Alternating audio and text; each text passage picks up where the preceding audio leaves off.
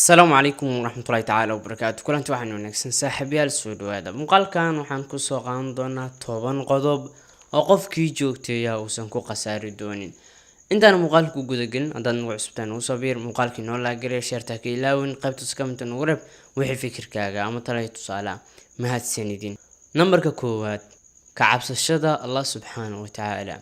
inaad noqotid qof Allah subhanahu wa ta'ala ka cabsada amarkiisa qaata waxyaabo uu ka reebay oo xumaanta iyo balaayada aad ka hartid oo noqotid qof Allah ka cabsigiisu badan yahay ma ku qasaari doontid insha Allah ta'ala wana ku barwaaqoobaysa maxay yeelay qofka Allah subhanahu wa ta'ala ka cabsada mar walba uu guuleystaa uuna barwaaqooba sadarteed numberka koowaad waxaan uga dhigay waa noloshaada aakhiro iyo midaada adduunba waxaad guuleysanaysaa markii Allah subhanahu wa ta'ala aad ka cabsatid amarkiisa qaadid sadarteed ayaan 10 qodob numberka koowaad uga dhigay number 2 u baar noqoshada waalidka u baar noqoshada waalidka qofkii ku dadaala inuu waalidkiis u baar noqdo ka duceysto waxyaabo badan oo noloshiisa ayaa u toosay number 3 xiriirinta qaraabada ama ehelka qofkii xiriirsha waxyaabo badan ayaa u suurtagala Soomaalidu waxay tiraahdaa koobtaada iyo tolkaaba dhexda looga jira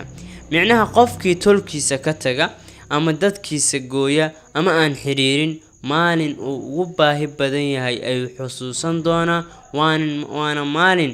aysan jirin cid garab siinaysa qofkii xiriiri jiray iyo qofkan xiriiri jirin laba ayay kala yihiin haddii aad qof gooyay dib markaa ku dhacdid ama balaayo ku qabsato kuma danqan doonaan laakiin haddii aad qof xiriirin jiray raadin jiray way ku danqan doonaan wayna ku soo xiriirin doonaan number 4 seexashada waqti hore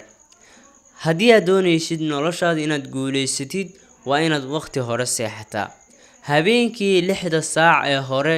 ayuunbay hurdada caafimaadkeedu jiraan qofkii 6 saac dambe seexda hurdo caafimaadkeeda ma helo madaxa oo xanuunaya ayuuna soo kacay sadarteed waxa wanaagsan qofku inuu seexdo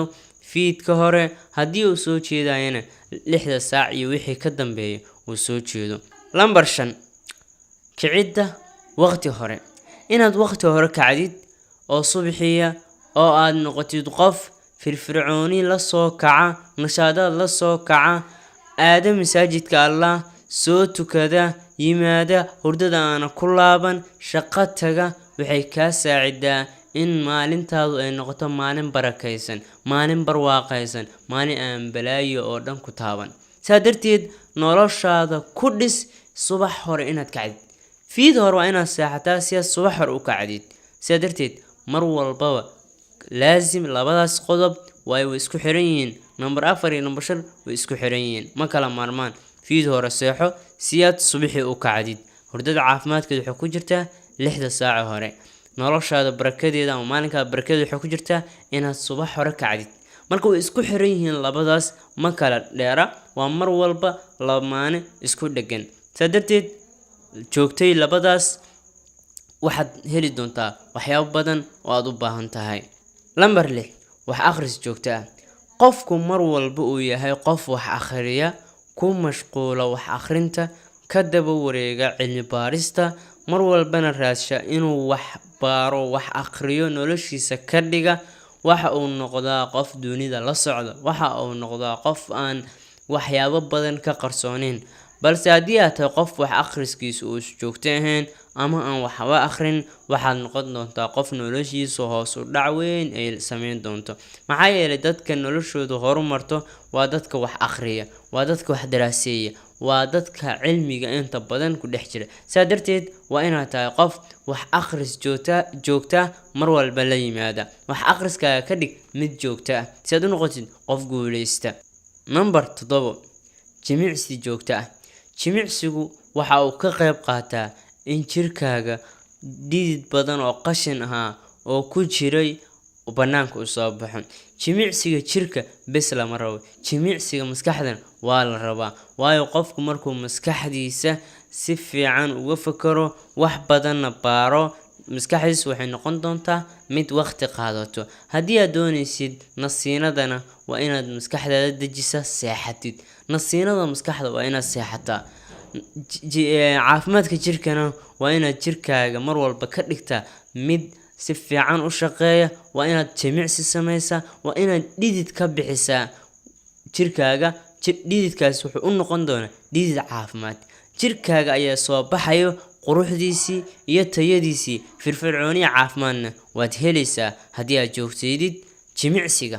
Number 8, cunto caafimaad leh. Inaad noqotid qof cunto caafimaad leh cuna, cuntadiisana ka dhiga mid hagaagsan oo caafimaad qabta, waxay kaa saacidaa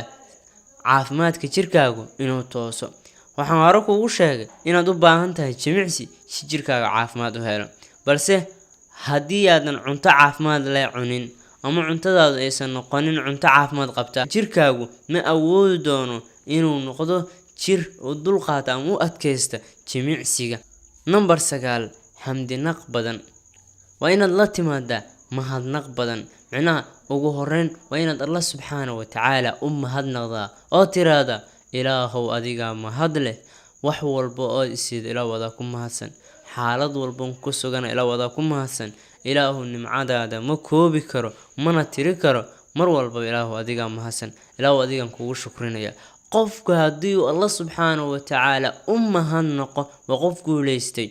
Tan labaad, qofkii abaal u gala waa inuu yiraahdaa shukran ama jasaakallahu khayr, waad mahadsantahay walaal, Allah ku barakeeyo ama Allah aqriyaadun ku dambi dhaafo. Mahadnaqu waa qayb nolosha ka mid ah. Waxaad hanan doontaa qulubta dadka aad la shaqaysid ama dadka aad la nooshahay haddii aad tahay qof mahadnaq badan. Allah subxaanahu wa tacaala wuu jecel yahay addoommada mar walba u mahadnaqa. Number 10, waxa aad jeceshahay samee. 10kii qodob numberkan ayaa lagu soo gunaanaday, waxaana u dambeeya waxa aad jeceshahay samee. Bulshadu iyo dadku waxa ay ku leeyihiin waxaad jeceshahay samee. Nafsadaadu waxay ku leedahay waxaad jeceshahay samee.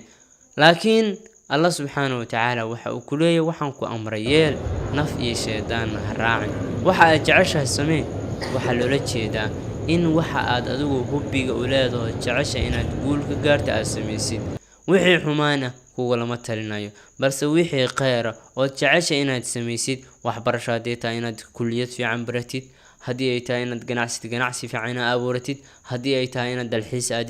aadido dunida ku soo wareegtid, haddii ay tahay inaad guursatid, waxyaabaha nafsadaadu jeceshahay ama waxa aad jeceshahay waa inaad sameeydaa oo la timaadaa oo raadsataa. Qofku markuu yahay noloshiisa qof ku qanacsan, waxa uu jecel yahay sameyn kara, waa qof noloshiisu ay kaamil tahay, qof dhammaystiran oo noloshiisu dhammaystiran tahay. Balse haddii aad tahay qof dad kale fikirkooda qaata ama waxay u tilmaamaan raaca, dadka qaar ayaa sabab noqda mustaqbalkaaga inuu hagaago liajli talada Ilaahay kuu soo dhex marsiiyay ayaga.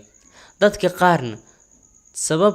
ayay u noqdaan noloshaadu inay burburto liajli talada xun ay kula imaanayaan, ama noloshaada oo toosnayn inay tala qariban ku siiyaan. Sidaa darteed waxa adigu aad jeceshahay samee oo ah wixii Allah subxaanahu wa tacaala raali ka yahay. Muuqaalka inaad ka faa'iideeyaan rajeynayaa, kastoo yar wuu yara dheeraada saan rajeynayo.